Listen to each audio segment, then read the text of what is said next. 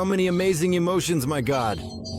And, to be honest with you, I really want to swear now, but I know one thing for sure. If I start swearing, no one will hear me, because the deafening roar of this engine is just incredible. First, the rattling of the engine, then the unusual appearance, and people's faces freeze in bewilderment. But it's more kindness than malice.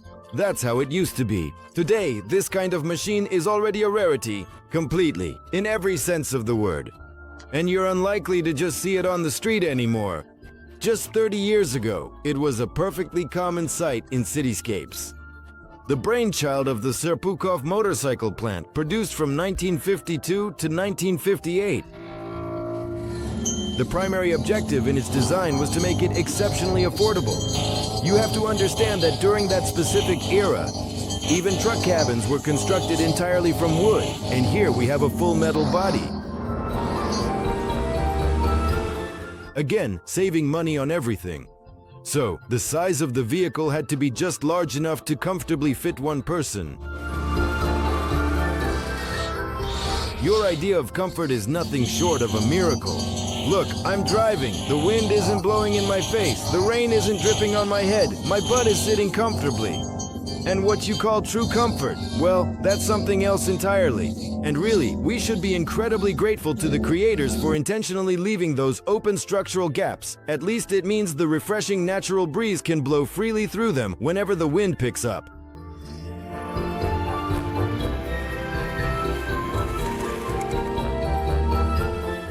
There are stores that are unlike any others, and what they sell isn't just things, but essentially dreams for collectors, enthusiasts, and those who know how to count their money.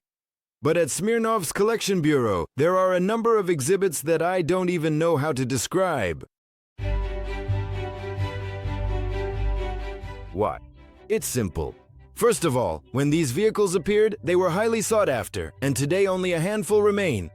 And the explanation for this is quite mundane. After the Great Patriotic War, the problem with disabled people was extremely acute. Maimed individuals simply could not move around independently for obvious reasons. I don't want to listen to the nonsense of liberal-minded historians. You haven't presented a single piece of evidence that, for example, disabled people were expelled from cities. But I am presenting you with evidence that veterans were cared for before you by SMZ.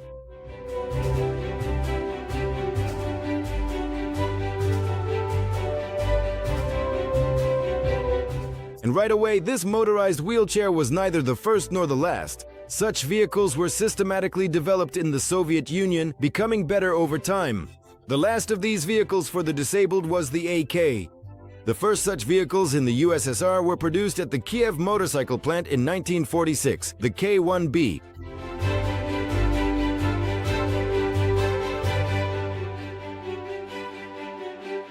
The attempt failed, but not in vain. It showed the right direction. SMZ was the first power chair offering basic comfort. If you think nothing like this existed abroad, you are wrong. They existed, and simpler ones. Believe me, I know what I'm talking about. The whole world except America was recovering after the war. Factories had been destroyed. People didn't have money for proper cars. All of Europe was producing motorized wheelchairs. Remember the Spanish Biscuiter 200, the English Bond, or maybe the BMW EZ. Most importantly, while minicars there cost real money, in the USSR they were provided free. They weren't private property, but for temporary use while needed by people with disabilities. Many minicars have one thing in common, and so do our motorized wheelchairs. Engines, in most cases, they came from scooters and small displacement motorcycles. In person.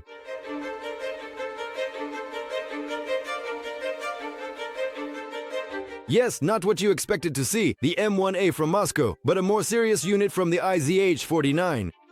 That means this is the SMZ S-3L, a modernized version. They started producing them in '57, after realizing that the engine from the Moskva was too weak.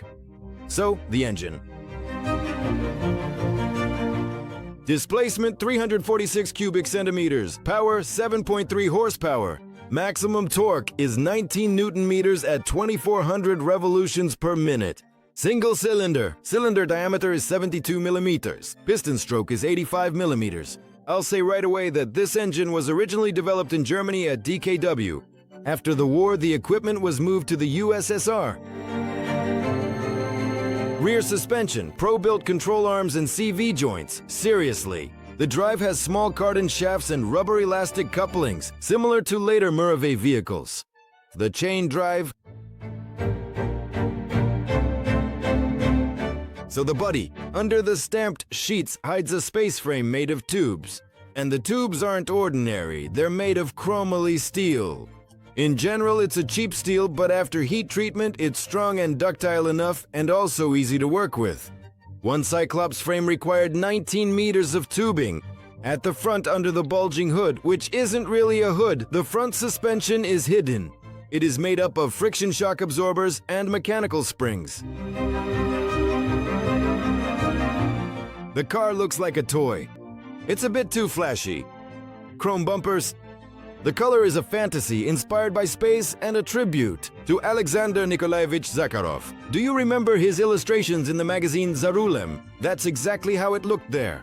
In real life, everything looked much sadder. There's also a 20-liter tank in the rear part. But since the engine is two-stroke, you had to fill it with a mixture of gasoline and oil. You can also clearly see the forced engine cooling mechanism in the hood area. The fan that blows air onto the engine's fins. Yes, I know they're showing just one engine. But what else can they show you if there's absolutely nothing else here? Here's the interior. Take a look. It's clean and neat. The door. Just a metal frame covered with faux leather. Well, that's why it's a toy. It's a collectible car where you don't have to worry about anything. And if you don't like the color, repainting it is the easiest thing. Just so you know, despite its neatness and unreality, all the components here are original.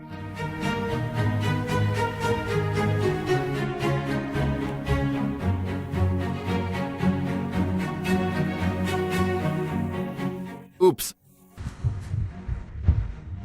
Well, overall I fit in. So, regarding the governing bodies, the throttle handle is like on a motorcycle, a decompressor. Well, to shut off the engine, a choke knob, a clutch handle. This is a brake. This is the oar, kickstarter paddle, gear shift knob. Consistently, there is a spare tire in the cabin, but usually it was thrown out because there's no space in the car. Glove compartment.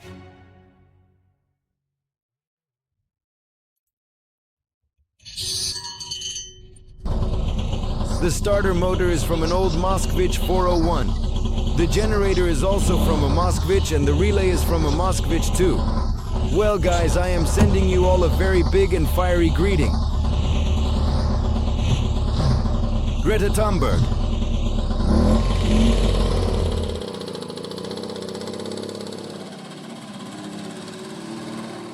Originally there was no starter. You had to bring it to life by hand. Although, more often, due to the shortage of batteries, you still had to crank the manual starter here as well. I want to emphasize right away that this is something you can't see with your eyes. You can only feel it while sitting under the tarp. There's less vibration since the engine is no longer rigidly attached to the frame, but mounted on rubber bushings. But still, there's a lot of vibration.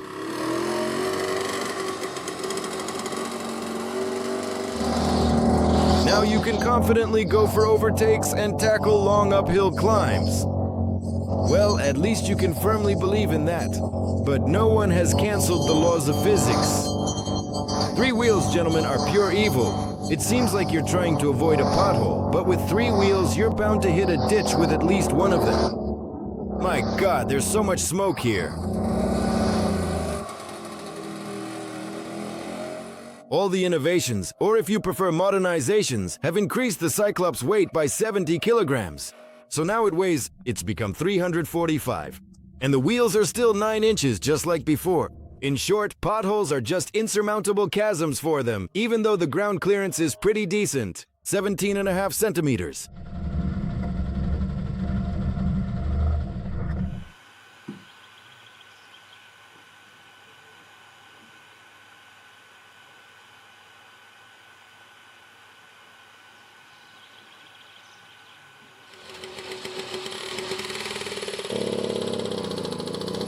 3 wheels. What does that mean? You can't miss a pothole between the wheels. And there's also a system of rods for the steering wheel, kind of like a tiller.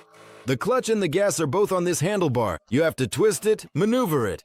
It's almost like wrist acrobatics. But if everything is smooth and straight, then we have comfort. The comfort of a real person. Someone who wouldn't be afraid to break new ground and who survived on the smallest patch of land. Honestly, for those times, the post-war years, even such a vehicle for the disabled was a luxury.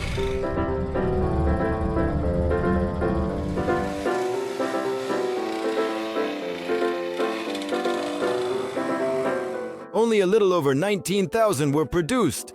Only a handful of people got them. And since there was no private property, after a disabled person gave up the vehicle, it was either passed on to someone else or scrapped. That's why almost none of them have survived.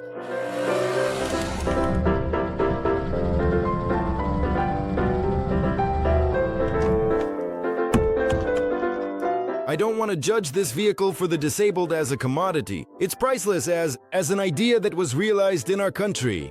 Nowhere else did anything like this exist. Not now. Likely never will. The hunt continues.